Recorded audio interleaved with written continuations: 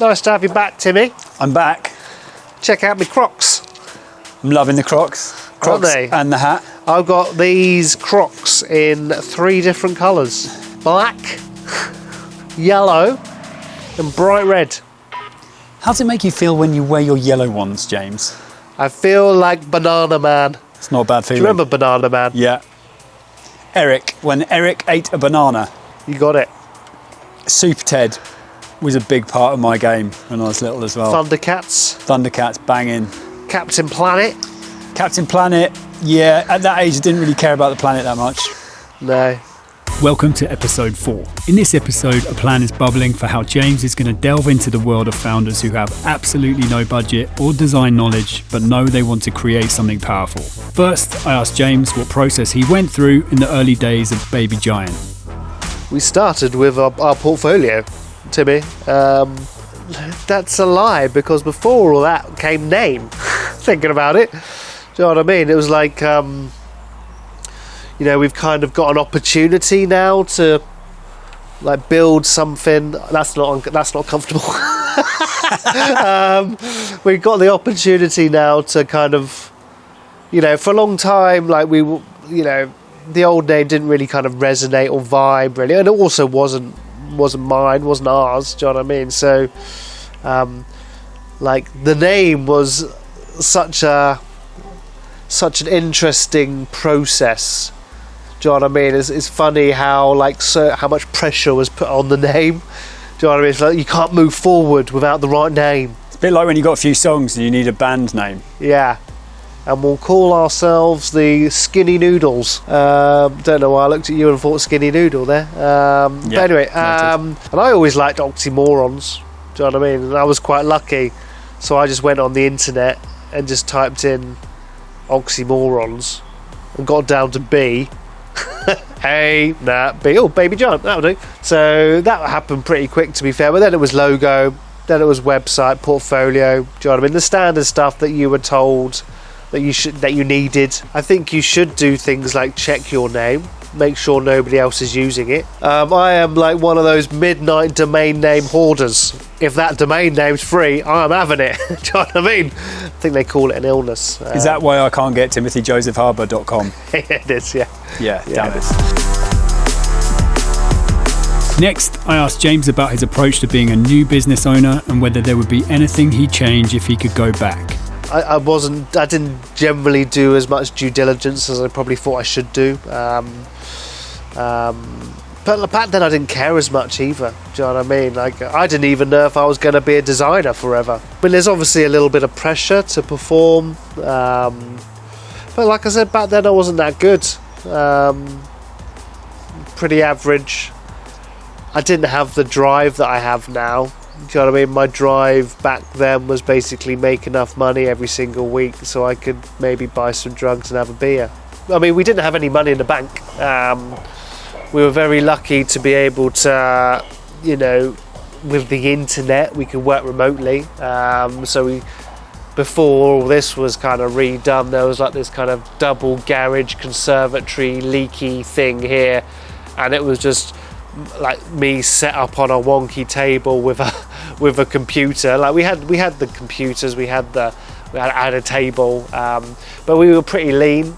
But we could also build our own website. We could also build our own logo. We could also somewhat scrappily market ourselves a little bit. But we were very lucky in the fact that we knew what we needed to do because we were in that industry. But there are so many industries that, like, if I was a butcher, hairdresser, estate agent, or what, I'm just thinking of some of the people we worked with in the early days. Like, I've got an idea, I want to start this business.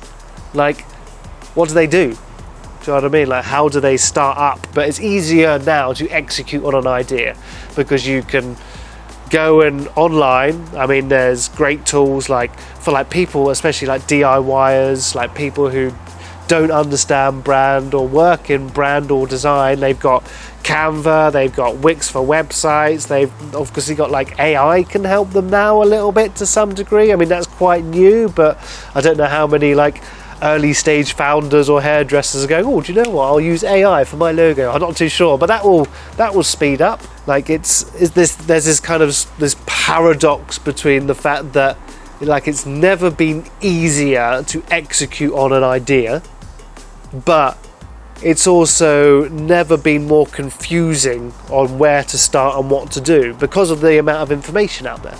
Like even as a designer, it's confusing for me. Like I sometimes trip myself up thinking, well, I've always thought it's this. Do you know what I mean? But this guy's now saying it's this, and this girl's now saying it's this, and I'm like, do I not know what I'm doing after 20 years? You can imagine, like as a DIY founder, that anybody not a designer, not knowing anything that you know as a designer, they're going into this place and they're absolutely overwhelmed by the amount of information. I'd imagine that there's never been a more confusing time for like branding. We decided to go for a walk and together tried to pin down the persona of a new founder and the struggles they face. Obviously, this was not entirely sensible.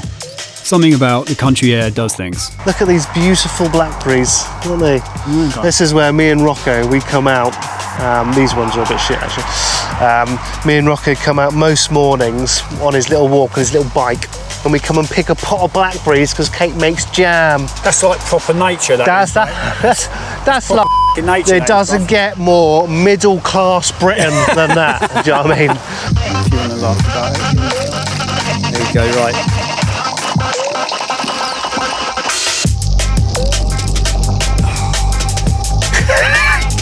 So that's like just imagine if I was taking you somewhere to kill you. I wouldn't put it past you. Nah. I'm not. I wouldn't put it past you. Pasture. So that was a joke because pasture, James, is a word about the land. Oh, I thought. I wouldn't put it past you. I thought you were talking. Past you, yeah, I get that. Got anyway, it. Back on track. That said, yeah. So let's say there's this persona. Right. God, you're sounding like the brand now. Well done. Well done. Please take that. Yeah. They've got an income every month. They've got a job that's quite stressful, quite busy. More blackberries over there. More blackberries. Brilliant. Yeah. And they've got a kid, and their partner is at home looking after the kid while this person goes to work, does all that. But then they have an amazing idea, right? But they're left with very little cash. Yeah. At the end of the month, after bills, rent, pay, like all the unexpected and they want to save something, so they don't want to just be risking that on nothing. Yeah. So what the do they do? Well, the internet would tell them to hustle. Yeah. Would say, put all of your money into this idea and just go. Yeah. Taking a big risk like that is just not on the cards, especially in the kind of economy we're in. For me, Dave, did you say his name was Dave? Dave or Samantha. So whoever the human was, you got to give it a go by yourself. And I think this is the reality for most people with an idea. Like there are very few people in the whole grand scheme of things that have an idea and then have enough money to go and execute it with like a design team or a design agency or even by themselves. Like they don't have that surplus cash, do you know what I mean? So I think you've got to have a go yourself. And I think this is, like I say, this is what is happening. But there are so many people doing it themselves without the knowledge of knowing what to do or where to start. Yeah. And I think that's the problem. If the experts are true, there's going to be a lot of people whose only option might be to execute on their idea. If there are a slight lack in jobs or people being removed and their jobs replaced by the technology, we now have this opportunity to build the idea. But there is a lot more pressure on that idea because it needs to succeed for us to be able to support our families. So this is why I really cannot get out of my head that I need to help the people without a brand brain build brands. And to do that, they first need to focus on their idea and shape it properly, because that's the only way to make it last. Next episode, we begin building a concept from the ground up whilst not being allowed to know anything about design or branding. This is where it gets tasty. See you next time.